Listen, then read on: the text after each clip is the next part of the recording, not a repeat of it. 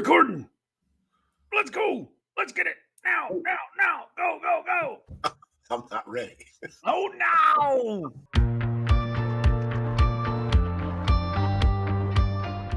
Hey, everybody. I'm ready. This is Tim here from Las Vegas. Sam from the Pacific Northwest. Welcome back, everybody. Yes, welcome back. We are ready to start our episode 30-something. I don't know. 37, whatever. I believe. 37. All right. We've gotten to 37. Well, that's good. Yeah. So here we are with another episode of the Western Contingent. Mm-hmm. And how you been, Sam? How's everything going up there in the Northwest? Can't complain. I'm hanging on by the skin of my teeth, but I can't complain. The fall is a season where it is entirely a busy season. There's football, there is band, there's competitive band, there's marching band. We're just now finding out that there's also drama that also needs band instruments in it sometimes. So we only have two high schoolers in our house right now, and it feels like we are busier than when we had three. I don't know how that's possible, but that's what it feels like. But it's good. Fall has definitely sprung here, and it is. Well, I don't think that is a phrase. Fall has sprung. No, fall has fallen. Has fallen. That seems bad. Yeah, I don't like that. I love fall though. I do too. Fall is great. I love it. But it's one of those things where, the snow is beginning to creep down the mountains that are behind us. And, it feels like any day now we're going to get some snow. And that's what I look forward to snow. I like having snow on the ground. I also look forward to not having to mow my lawn every week. That's a good thing because the grass has stopped growing because it's too cold outside. And there's a bunch of different colored leaves all over my lawn. And most people like to rake those up, but I actually kind of like the way it looks, so I'm leaving it. But I mean, we're having a great time. We have a great life. We have Jess and I. We have so many blessings. We have so many things that we have to be thankful for. That when some of the other things hit, they kind of glance off, you know what I mean? So it's all good and we are doing well. What about you? Yeah, I mean, things are beautiful down here. I mean, this time of year, like the weather in Las Vegas is just perfect. I mean, it's, I have people working on my roof and when I go out to talk to them, I got to wear my robe, right? It's like a little chilly out there, but it's just nice during the day. I mean, I think the highs maybe get to, I don't know, mid 70s, low 80s or something or whatever. And then sleeping at night, of course, I need it nice and cold. So it's great sleeping weather. So it's just beautiful. It's just a really great time of year weather. The only problem is we got the F1 coming up the 20th, whatever weekend around there. And unfortunately, it just messes up the strip. So because we still go to see shows. We're on this thing where, you got for locals, you can get cheap tickets and all these kind of things. But just parking, and they got all these detours. It's just a mess down there. The F1 just messes up the whole strip trying to get access. You should rent like a corner of the F1 route, set up a table, and play Heat pedal to the metal while the race is going on. Come on, Tim, you can pull that off, dude. Yeah. Maybe. I don't know. That's noisy. I don't know if you've ever been around those. It's noisy. No, I have. I've been to. We go to round-arounds all the time. We have a little super oval that's here in town. Well, not all the time. We've been, I think, twice this season. But when I was a kid, we used to go all the time in San Antonio Speedway, and I've had the chance to go to the trials of the Indianapolis 500 one year, and yes, they are super loud. So you're going to have to wear earmuffs, but you got to pull this off now, Tim. Yeah. You're right. Maybe I'll give it a try. Because, again, I'm not a fan of F1. Like, I don't watch it, don't know anything about it. Right. All I know is like Max Verstappen, right? Everybody just talks about that. It's like you don't need to know about like golf and Tiger Woods or hockey, Wayne Gretzky, that kind of thing. Yeah. I know that, but other than that, I don't know anything about it. But It's just, I think it's a really good for the city. It's a great look. You know, they go around the strip and the sphere, and it's just a cool event. Yeah. You know, whether I have anything to do with it, any interest in it at all, it Yeah. doesn't matter. Right. It's a cool thing. Yeah. Understood. Speaking of hockey, Alex Ovechkin from the 900 Washington or Capitals, 800. What was it? 900. 900 Right. goal, I his know. 900th goal. But the funnier thing about it, the goalie that he scored it on, I think it's Chad Bennington for the St. Louis Blues. He tried to take the puck. he, Oh, really? he literally took the puck and stuck it inside his pants. Uh, And of course, there's cameras everywhere, and the refs are going around, and Alex is, Ovi's looking for it, and so they show the refs going, and then he reaches in, pulls out the puck, and gives him. Dude was like, "This is gonna be worth something. I'm gonna take this." yeah. I mean, he obviously had to know that they were going to get the puck. I wonder if he was taking it so he could personally give it to Ovechkin. Because again, you Maybe. know, professional athletes have to be fans of each other, right? I mean, Yeah. just because you're a professional athlete doesn't mean like you're oblivious to fandom. Right. So who knows if that goalie ever even really has the chance to interact with Ovechkin, right? Mhm. So No. he may be saying, "Hey, I got my chance now. I'm gonna give giving it. it I'm to gonna him," you give know what this. I mean? So, Yeah, yeah. No, I get that. When he went ahead of Gretzky, the guy he scored against, I want to say I can't remember his name, but he gave him his stick, his goalie paddle, as a commemorative thing for that milestone being broken. But I just thought that was funny. mhm. I was watching the Hawks play last night, and then in between periods, they announced that Ovi had broke that 900 barrier. The first player in NHL history to score 900 goals in his career. Oh yeah, That's simply amazing. it is amazing because people thought. I mean, we all think, right? But Gretzky, they thought that goal was unreachable, Right. right? Like Right. there are certain standards that people just think are reachable. I mean, some are. Like if you look at some of it's really probably only baseball now, because of the way they play and the way they rest and take out pictures and players. Mhm. Some of those things will just never be reached. Like I'm talking Unattainable. about, Yeah. like the picture stats from back in the Mhm. day or whatever. Those, but other sports, some of them may get there. LeBron. I don't know about like the length or the points. I don't know. That's a pretty high number, for Sure. 23 years. That's so there are certain things you're like, wow, is that ever unreachable? But yeah, 900 goals is amazing. It's Yeah. absolutely amazing. I think the thing that still makes Gretzky great is the fact that, yeah, he had all those goals, but man alive, his assists. He also had and I don't know the number, I don't keep track of stats like that kind of stuff. Mhm. But not only did he have a lot of goals, he also had a lot of assists as well. And that's what kind of keeps him, in my opinion, Ovi is great. Don't get me wrong at all. 900 goals and it is a fantabulous accomplishment. But with Gretzky getting so many goals and so many assists, he's still a great one in my opinion. But Oh yeah, Obi is awesome as he well. always will be the great one, right? He always will be. Yeah, Yeah, I'm gonna absolutely. tell you, like it's funny because sometimes us old heads talking, right? Think that back in our day, it'll never be like that, with sports and certain things or Yeah, whatever. But there's always those people like Ovechkin come along and look at what's his face, Shohei Ohtani in baseball. He had that game a month yes, ago where he had 10 strikeouts, 3 home runs. People are calling it maybe the greatest performance of a baseball game ever. yeah, See, it's just amazing to see, and especially baseball. They play 154, 162 game schedule, whatever it is, like so many, yeah.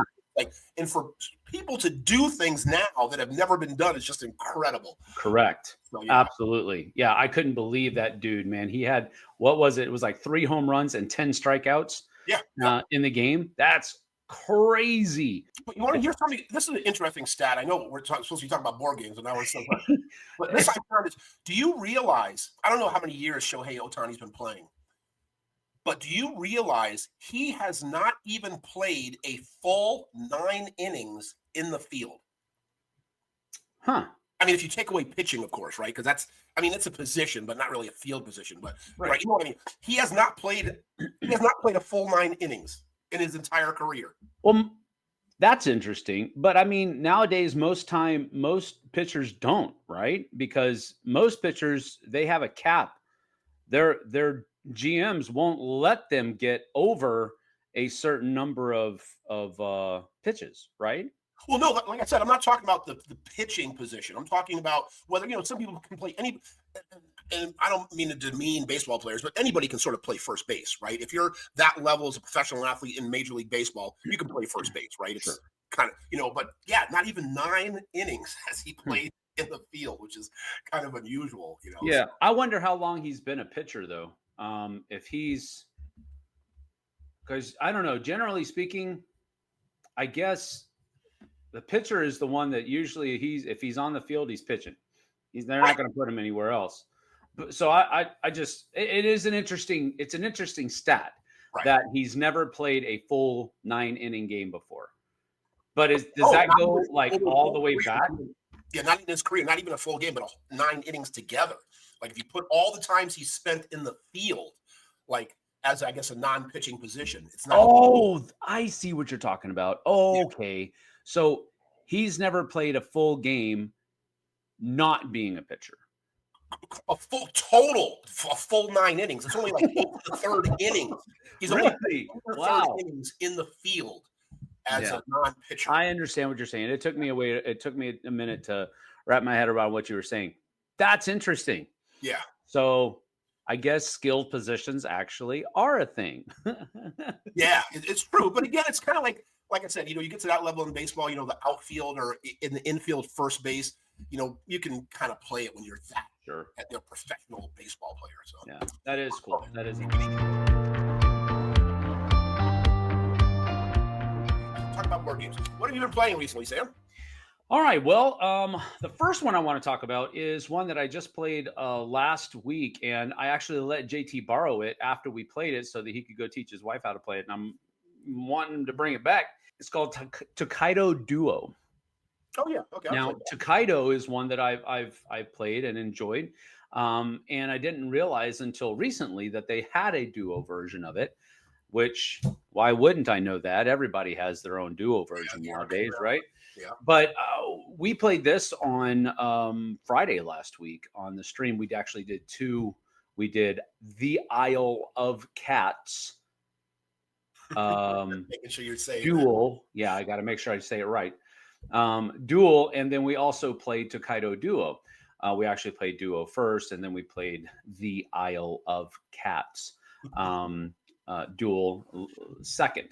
And it was an interesting stream because it was such that we only had a restricted amount of time because JT had to get back to work. It was an interesting stream, but it clarified a couple of things. Not all duo games are really even, and I know that's not a profound statement that well, of course they aren't, but I really enjoyed Tokaido Duo much more than I enjoyed the Isle of Cats duel.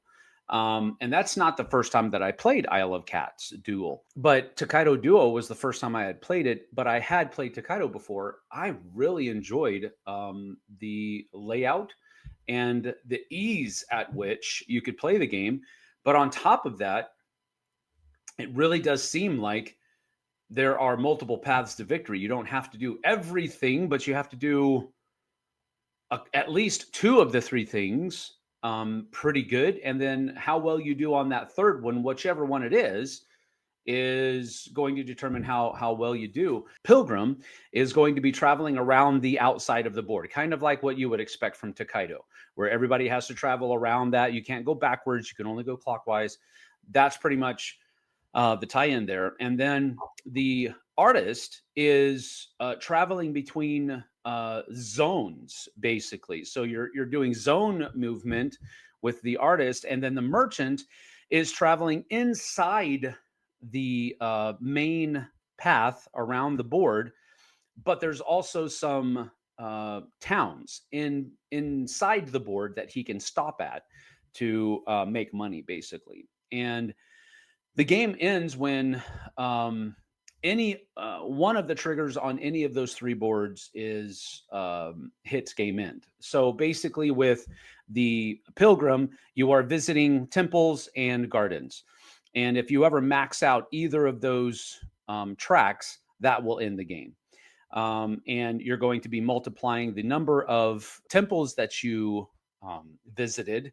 You're going to be multiplying that number by how many gardens you visited, and that's going to give you a certain number of points.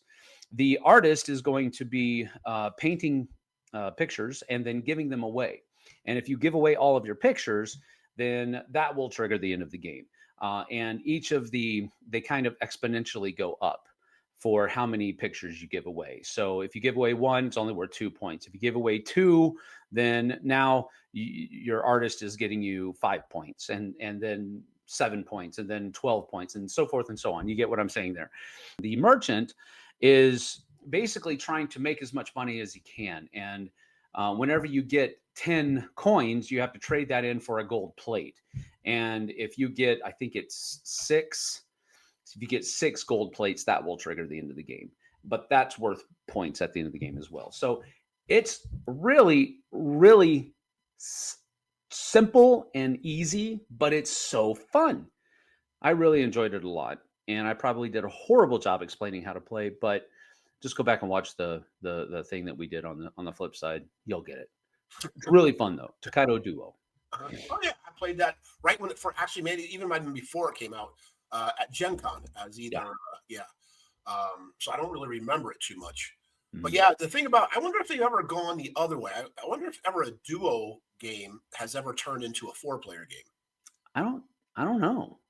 I mean, you've had games like for example, Memoir 44, it's a 2-player game, but then they came out with the D-Day expansion for it, the Overlord expansion, where you could play it with up to 8 people.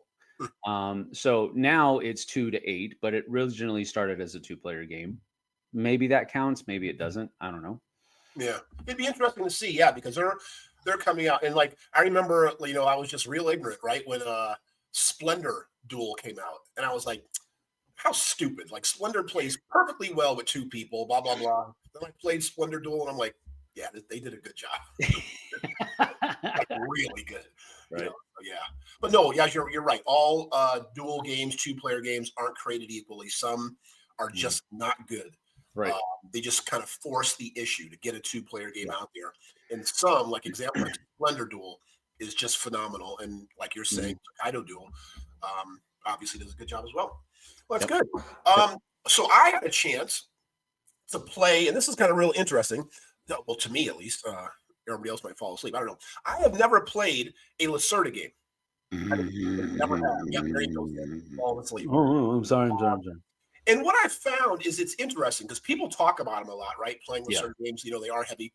But I don't really see them played a lot. It's not like people say, hey, anybody up for the Gallerist? Anybody up for Lisboa? I don't really see that or hear that a lot, right? So it's either people are just teaching it or playing it the first time, it seems. It doesn't seem like people get together to play a Lacerda game. It's kind of weird. Anyway, I had the opportunity to play, and it was Speakeasy. So I had a chance to play Speakeasy.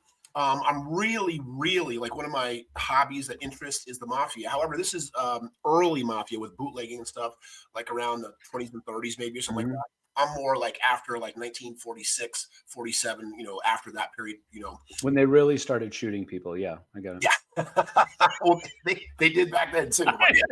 But anyway, so I like the theme. And the thing about a Lacerda game, I can definitely see it. They're heavy, right? They are heavy out of a rating of 5 on BGG as far as complexity or whatever. I think, Lacerda games are all like 4.1, 4.2, 4.3. So, yes, they are.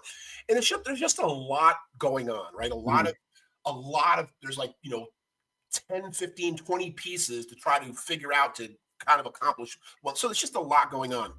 And I enjoyed it. They're definitely games, at least for me, that I'm not going to be happy until probably 4 or 5 plays. You know what I mean? Before I'm like, okay, yes, I'm going to sit down now at this game, actually knowing what I'm doing from the beginning to have a plan to accomplish it and get it out. But yes, I really enjoyed it. I'm glad I finally did it. And again, it's just opportunity, right? There's never been an opportunity to get like 4 people together to play it at once, this and that, where everybody wants to play it. Yeah. So yeah, it was real interesting. It's his latest one. And so now, yeah, I guess I'll try to go explore others, but I want to get into this 4 or 5. Get into that one a little bit more. Yep. I haven't played many Lacerda games. I want to say I've only played 1 or 2, and I can't even remember which ones they were. But I know I've played some of his games. But yeah, they're just kind of outside of my wheelhouse as far as the kind of games that I truly enjoy. That having been said, he's a really nice dude, and his designs are simply out of this world as far as that's concerned. They're just not in my wheelhouse as far as what I enjoy.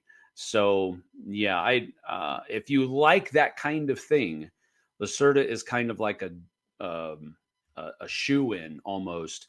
If you like heavy Euros, you're probably going to like Lacerda games. Yeah, absolutely. But the problem again is it's getting the people together to play them, right? Because some of my favorite games, like I love Dominant Species, I love Food Chain Magnate, but those again, it's like it's hard to get 4 people together to play those really sort of heavier 3-4 hour games, or just kind of heavy. It's not easy for me. There probably are some groups, maybe that's all they do, and they're fortunate. I wish I could find a group like that. Right.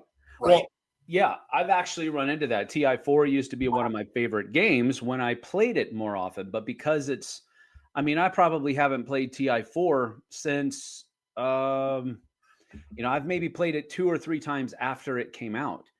And we played it much more before that, but it was because I was in a place where we had a group that, all I had to do was show up. I wasn't hosting the event. I was just at somebody else's house that was hosting it. So they set it all up. They got it all ready to go. And it wasn't that much of an involvement for me. But now I haven't gotten rid of it. It's still on my shelf, but I haven't played it in so long. And it's just one of those things where you either love it so much that you make a way to get it played. Correct. Whether it's you hosting it or finding people that are going and you're going to share the hosting responsibilities, whatever, or it just doesn't get played because you can't find those things. So it's like having and teaching games like that is kind of a chore if we really want to be real with ourselves. So we really want to play these kinds of games with people who already know how to play them. It's almost like what we were talking about with Tishu, where it's like you want to play these games with people who already know how to play them. But with a game like Tishu, it's really simple, it's really small, and you don't have to make a whole day to play it, So it kind of falls into the same category where you want to play this game or those kinds of games with people who already know how to play them. And that's harder. That's harder to orchestrate, I think. It really is. But also, the kind of difference between, say, Tishu and this, I get what you're saying as far as you want to play the same type of people. Yeah. But Tishu, I can go without playing Tishu for like 6 months or a year. Yeah. I get playing one game, and after 2 or 3 hands, I'm like, I'm back in. Like 100%, right? But with these like TI4 or like even Galactic Cruise that I played a lot, or Lacerda games, I can see Dominant Species, Food Chain. You like after 6 months or a year, you're like you got to read the rules, you got to watch a couple of videos. Like just because you played it a lot, you can't just jump back into it and remember everything because there's so much. Yeah, I totally get that. It depends. Those heavier games, yes, I would actually have to have a little bit of a refresher. But with something like, Blood Rage, I haven't played Blood Rage in a few months now because I haven't been to a convention. Usually conventions are the only places, lately at least, that I played Blood Rage. But I'm fairly confident because I played it so much that I could jump right back into it. And, I'd have to look up, how many cards do we start with and all that kind of stuff, because that's frivolous information, but how the game flows, how the game plays, what you can do, what you can't do. I'm fairly confident that I'd be pretty good at that, but I definitely get what you're saying. Some games you just have to have a refresher before you play it. All right. That's actually pretty cool. I've heard a lot of good things about Speakeasy. Again, it's not in my wheelhouse, but people are seriously praising it right now. So that's cool. I'll talk about this. I've already talked about this a lot, but who cares? Because it's my choice. And that is Star Wars Battle of Hoth. My wife and I are playing through this kind of one scenario at a time, and we're not doing it the way you're supposed to be doing it, I guess, where you're supposed to be flipping. I don't even know if that's in this rule book, but I know it's in Memoir 44, which is what it's based on. But anyway, we've only been playing a scenario one at a time, and whoever wins the first time we play it, that's who won that scenario. We move on to the next one.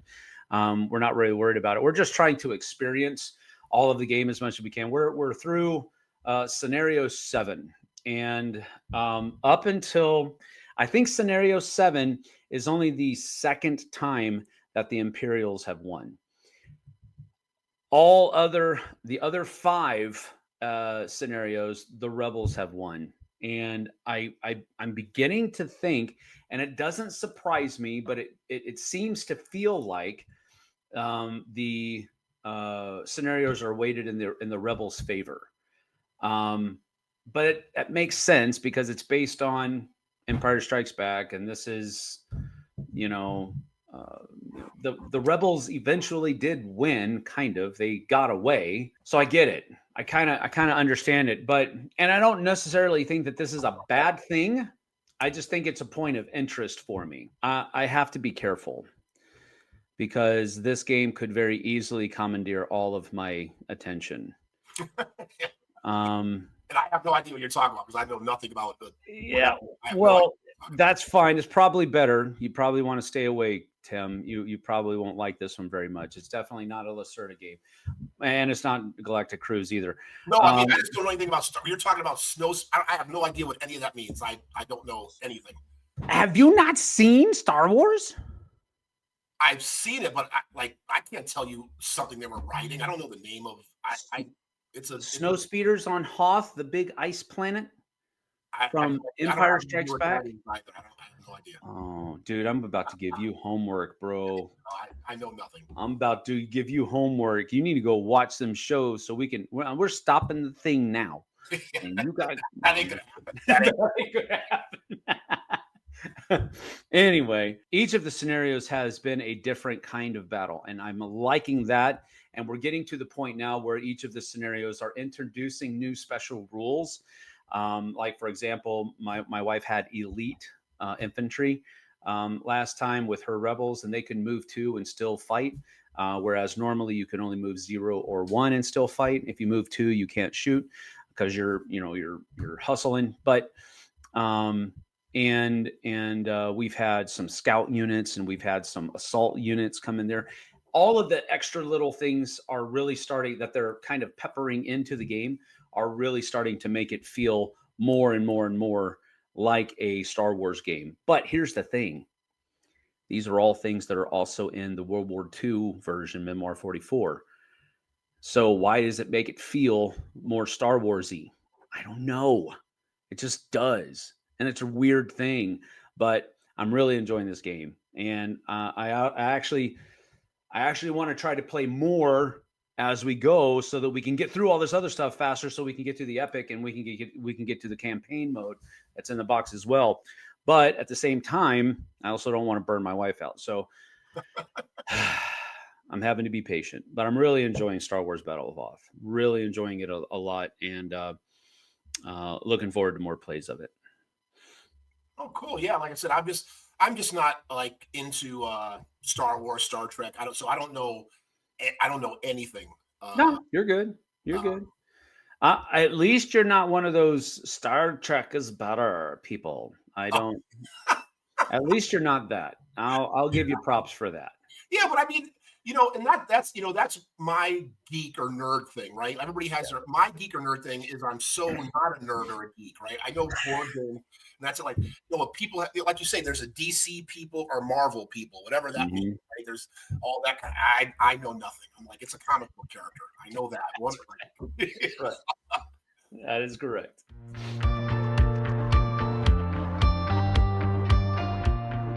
I did have a topic, Sam, that I thought we might want to switch to. I don't know if we've ever talked about it before, but we can say have we ever talked about like a board game library convention? I mean, a board game convention library. I mean, you've mentioned your, your curation of the Dice Tower West Library. I don't know that we've ever really talked about it as a topic. What you got? Well, what I'd like to talk about or discuss is what people are looking for, what they think, what they expect, what they would like to see in a board game library. Because we're in the process right now of doing a massive overhaul, a massive audit of our whole entire library, which is turning out to be a lot of work. Mhm. But it needs to be done, and we have these plans. So yeah, I mean, I guess if you don't mind, we can talk about that a little bit. Just okay. Yeah, let's So do it. yeah, so what we're doing is, so my whole idea is like, and again, I don't know. You have kids, right? I don't even know if libraries, you know what I'm saying. I'm being a little hyperbolic, or even a thing nowadays, right? I mean, back when we were growing up, or back in the day, like the library was like a part of people's lives, right? Kind of Sure. Yeah. everybody had a library card. People went to the library. It was a thing, Mhm. and there are certain expectations when you go into a library, right? You expect games to be, or books to be categorized. You expect there to be sections. Mhm. You expect certain things. So I'm really trying to turn our board game library into that. Instead of Hmm. just being, hey, here's a bunch of games, you can look up and find it, great, but they should have some sort of organization, Sure. right? But again, it's one of those kind of things, no matter what we do, and I just want to start this whole conversation by saying this: no matter what we do, it's not going to please everybody, right? Whether it's alphabetical, whether it's by designer, whether it's by mechanic, whether it's by whatever, whatever, whatever. Everybody's Mhm. going to have their own opinion, what they'd like to see, Right. right? So, what can we do to make it appealing for everybody? Hmm. Or what would you like to see? What would people like to see? So, some of the things we've started to do, we've have a couple of designer sections, right, of different designers. Like some of the bigger ones are like a lot of games, like Martin Wallace, Stefan Feld, things like Uwe Rosenberg, things like that. That again, gamers are going to know, but sort of lighter or maybe first time gamers probably have no idea who these people are. So that doesn't matter to them, right? Right. Then we have sections like we did like IP, like we were just talking about Star Wars, Star Trek, comic book IP section, games that are come from IPs from video games. Hmm. And we have like a nature section, a space section, things like that. So just to make it more interesting and more appealing for the convention attendee. Just wanted to Hmm. hear your thoughts about that, or again, when people write in the comments what they think about stuff like that. Well, I think you are correct. Well, I think the way you guys, because I'm pretty sure there's like a not a committee. Committee isn't the right word, but there's a group of you guys or girls or girls that are making these decisions. And I think whatever you choose to do, whether somebody else agrees with it or not, that doesn't matter. Cool. It's how you guys want to organize your library and how you feel it's going to best suit your audience. Absolutely. So I think whatever you guys choose to do based on the research that you've done, the data that you've put together, that's going to be the right answer. Right. I personally I don't know that. Like, I mean, there's the only kind of organization that I've ever wanted to maybe work towards doing at some point in the future with my own personal collection is either like I want to get all of my Vincent Dutrait games in the same shelf. I think that would be cool to see all of the games that his artwork is prominently displayed with in the same place. I think that would be cool. Beyond that, I think the only other um, organizational pattern that I would want to go for is same sized games, or in other words, the boxes of these are all kind of the same size, which means they're gonna stack or fit better within those particular shelves. Um, but the other one, and this is probably the one that I'll probably more fall on, is organizing it by the publisher, um, Right. because I have found that like Days of Wonder, I have a lot of Days of Wonder games, and that's simply because I really enjoy the kinds of games that they produce. They seem to be very heavily weighted around family atmospheric type situations where you're not really dealing with games that the super gamers are going to be interested in. Not that they can't enjoy them, but they're just going to not necessarily gravitate around them. And those are the kind of games that I usually gravitate around. Right. But then again, Sam, with publishers, right? I know we've had an episode about staying in your lane, right? In Days of Wonder, I would agree. Their catalog is pretty much in a certain kind of area, right? Yeah.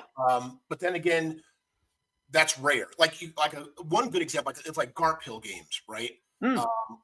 Their games are pretty much all their games, right? If you like that Ryan Lockett, right? His games are kind of his games. But then you get some publishers who will have heavy and light. Yep. So publisher, it's tricky. It could be tricky. Sure, absolutely. And I think in a library situation, doing it by publisher is probably less helpful than for a personal collection. Because with a personal collection, if I gravitate around a certain kind of game, then the publisher that I choose for that certain kind of game is less important because I'm not going to stray too far in either direction. Right. Away from that central point. So if I have a whole bunch of Days of Wonder games over here, and then I have a whole bunch of Fantasy Flight games over here, they're all going to be about the same weight. They're just categorized by two different publishers. But as far as getting back to the library question, though, I think the main thing that I want to make sure of, if I'm a user, okay, is the user friendliness of being able to find the game that I want to play within your library. Well, again, that's always been my point, because people ask us all the time. Even you've made comments. How do you organize your library? And I'm like, it doesn't matter. Can you find it? Yeah, that's all that matters. So yes. Today you can still find it. However, I just wanted to give people options, right? Just but here's another thing that we have to fight too, right?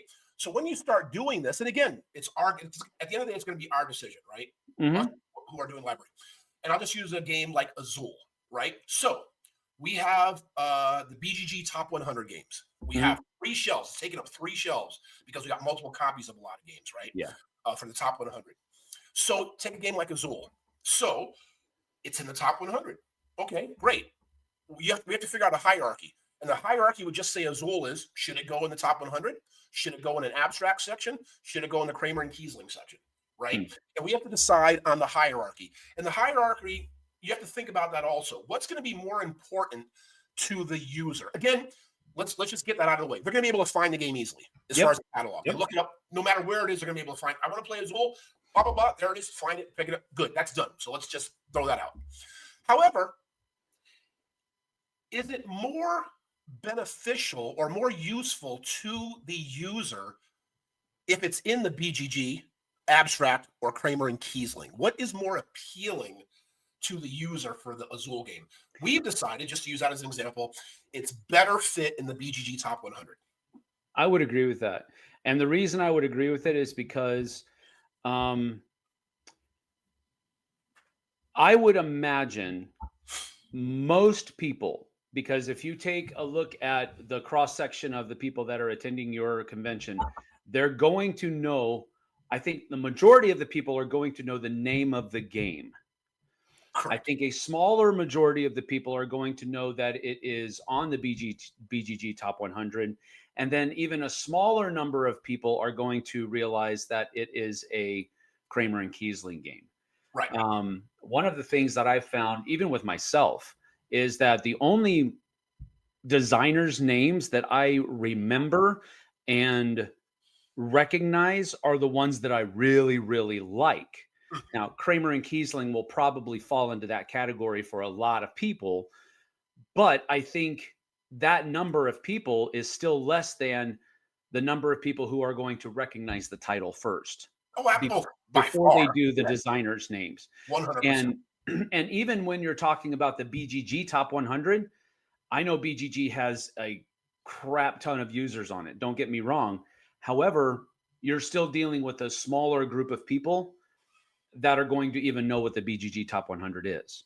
Correct. So, but with what you're saying, Sam, then would it be better suited in the abstract section, right? Maybe. Because people who say like those type of games will be like, oh, I never heard of this one. Let's try that one because it fits in that section Yeah.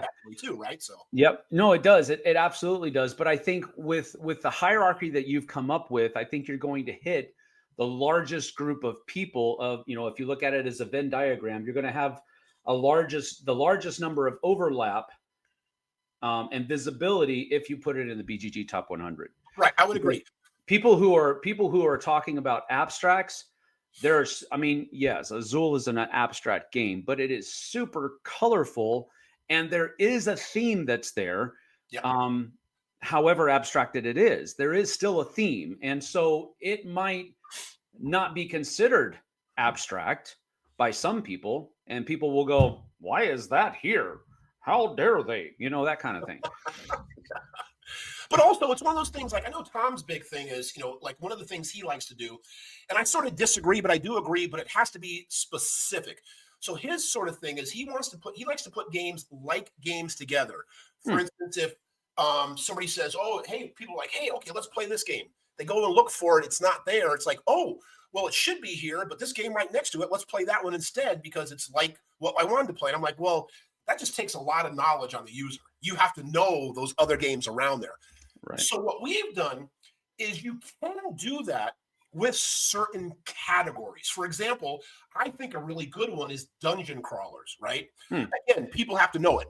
If you want to play a dungeon crawler, right, which is a very sort of specific kind of genre. Yeah.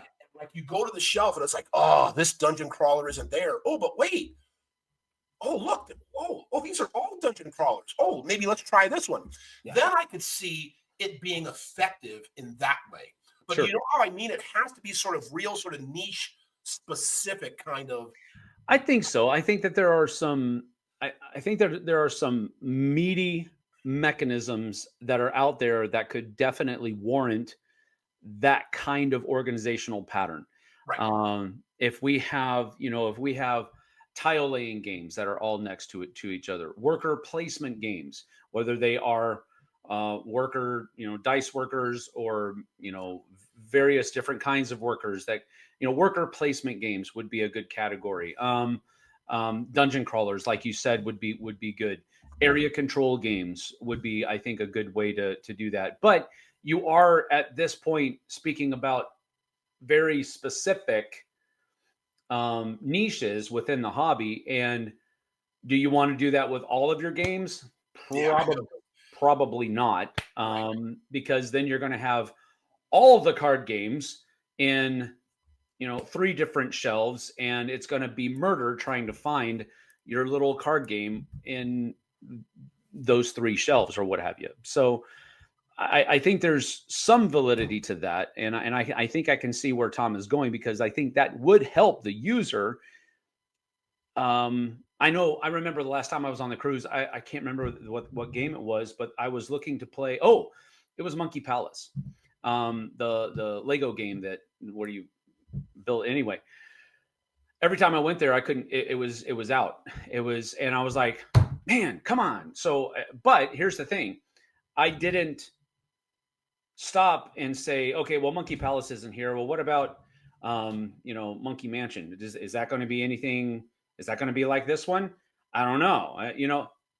I was looking for that specific title. I didn't care about other titles that might be like it. I wanted to play that exact one. So I guess that's kind of an argument against that idea of putting like games together, because often it doesn't matter. People want to play that title. Yeah, but yes. See, you're just going by a specific word, right? You're just going by monkey. So I can see how that. No. Yeah, I was being facetious. I was just if there was another Lego game next to Monkey Palace, I wouldn't have necessarily wanted to play the other Lego game. I wanted to play Monkey Palace. Didn't care. Right, exactly. And that's what I was saying. That's sort of my argument that I had too, right? I agree with you when Tom had that, because it's kind of like, yeah, you're looking for a specific game. However, the end of the day, right? kind of the thing we've settled on, which is a fact. A game has to go on the shelf somewhere. Sure. Oh, why not put it? It's right. It has to go somewhere on a shelf. So why not put the Monkey Palace next to the Monkey Business, whatever? Because it still has to go somewhere. So we've done that too. Like we have, like, say, a pirate section, right? So you're right. Just because you want to play Libertalia doesn't mean if it's gone, you're going to want to play Jamaica or you're going to want to play Black Fleet. It doesn't mean that. But there's still pirate games. They got to go somewhere. Sure. So it may entice you. Maybe because you want to play Heat, right? And it's not there, doesn't mean you're going to want to play Camel Up. But they're both racing games. So just put them together. So that's what we kind of decided on, right? Just they got to go somewhere on the shelves. Let's just kind of get them a little bit together. That's good. That's good. As long as, like I said at the beginning, what you guys decide to do based on the research you've done and the data you've crunched, it's going to be the right decision. Whatever you guys decide, because you're the guys that are looking at that data behind the scenes, behind the curtain, and you're flushing it out. Joe Blow that's coming in at the next Dice Tower West and criticizing you for how you've organized your library, doesn't know the next thing, so it's just, they come in with an opinion. Everybody's got an opinion, right? Right. But the idea, I think, is that, and again, I'll just come back to this, and it's kind of what you've already kind of said, that it's kind of an umbrella that under which you're working. User friendliness is the main key. The people have got to be able to find the game that they want to play. Correct. That's number one. No matter how you organize it. Correct. That is number one. Yeah. But just so you know, this might help you out, Sam. We even made like a Viking and adjacent section, right? So yes, we did. So we're putting those games in together. And when I say adjacent, because again, a game has to go somewhere. So just take, for instance, like say Innis or Isle of Skye. They're not Viking games, but it's adjacent. So put them all in that kind of same area, right? So and it's been fun, and we're excited about it. And I just think it's going to make the user experience a little bit better, a little bit more enjoyable, because I want people to go into the library and sort of browse, right? Because I remember that when I was a kid, right? You didn't just go into the library, get a book off the shelf, and leave. Right? You didn't do that. You sat down, maybe pulled a book off the shelf, looked at some pictures, put it back, go. You explored. And I want people to have that same feeling in a board game library too, not just to go and grab a game and leave. No, that's a cool idea. That's a very cool idea. The witchcraft that is the Dewey Decimal System, I didn't understand that until I was probably in middle school. So it's like, come on, man, what the heck were you doing? I have no calculus to be able to find a book right. No, it's. I know that's hyperbole. I know it's not that hard. Please leave me alone, people. Please don't say anything. Don't put nasty comments in there. I'm not that stupid. Anyway, so the idea is that, yes, you absolutely. It was a library. It was a bookstore that I could go in and not have to pay for a book. I could just borrow it. That's right. And most of the time, I just went in and looked at things. Yes. I didn't go to the card catalog. I didn't go ask the lady at the desk to help me find a book about Bobby Orr. I went to the category of the library that held sports books or books on hunting or fantasy books, and I looked around. Right. That's a cool way to approach the library. And with books, you can, like, authors are definitely sort of author-ish, right? I mean, if you like Stephen King and the book you want isn't there, you're just going to take the next Stephen King, right? Sure. Or Michael Crichton, because it's the same, like it's going to be the same thing. You're going to enjoy it. So the same kind of genre, right? Correct. Yeah, that's good. Yeah. So we're real excited, and I know you'll be there. So you'll be able to give me your thoughts and your opinions too. Yep. I think it'll be cool. Again, like I said, just comes down to usability. That if it's user friendly, then I'm on board with whatever you guys choose to do. User friendly. So I hope everybody appreciates it, and I hope people are looking forward to it. And don't forget, tickets for Dice Tower West are on sale. You can go to dicetowerwest.com. Tickets for Dice Tower East, I think, are on sale too, or maybe soon. You can go get those too. But pick them. I mean, there's a lot of conventions going around the country, a lot of opportunities. So just get out there, play games around your town, Mhm. around your city, at conventions. Just get out there and play more games. That's the way to do it. Yeah. Oh, speaking of that, I just want to real quick to follow up. Has that store opened up we talked about a while ago yet? That friends of yours? Oh yeah, yeah. They've already opened up. They've been open now for oh goodness, I want to say since midsummer. Oh, okay. And actually, the 2 copies of Battle of Hoth that I purchased it from their store. I because we were looking at it, and I mean, honestly, Days of Wonder said that they were going to send me a copy. They never did. I'm not worried about it. I understand why. I'm a small channel. No worries. But so I was kind of waiting. Never showed up. Okay, now we got to start looking. All the prices, whether it was online or whatever, pretty much the same. Okay, call my local store.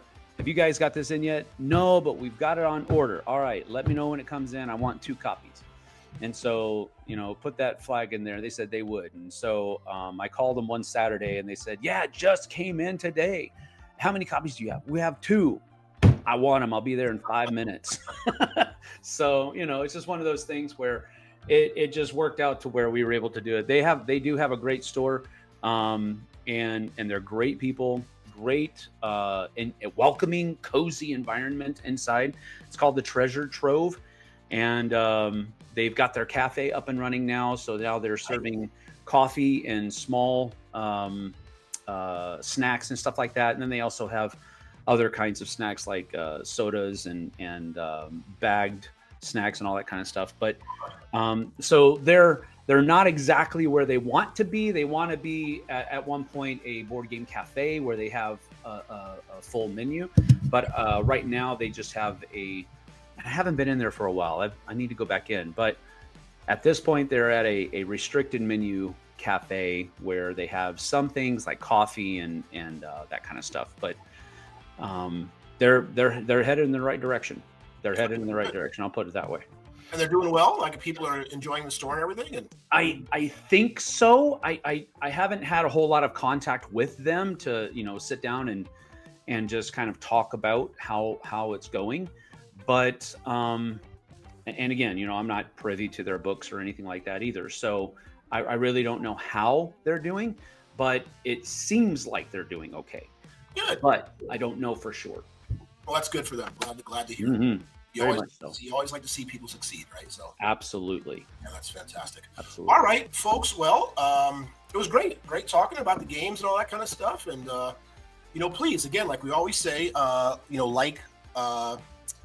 make sure you watch the Dice Tower channel, right? They got plenty of other videos. Make sure you watch Sam's channel, the Flipside of Board Gaming. Check all those out. Oh, there it is right there. Yeah, you can see. And please, like the video, comment on the video. Those are real important to do that. They are. I know Sam, goes through them and checks them out. And, I do. I read everything. Yes, he reads everything. Much to my chagrin sometimes. Yeah, we really appreciate it. Well, thanks again, folks, for watching another episode with us here at the Western Contingent. I am Tim from Las Vegas. Sam from the Pacific Northwest. See you guys and gals on the flip side. Bye, everybody.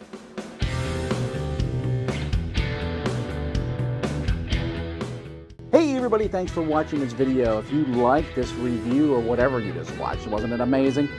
Check out our channel, Dice Tower. We have all kinds of things. We review games, we do top 10s, we play games live. It's all about board games, but especially the people who play them. Check out Dice Tower YouTube channel.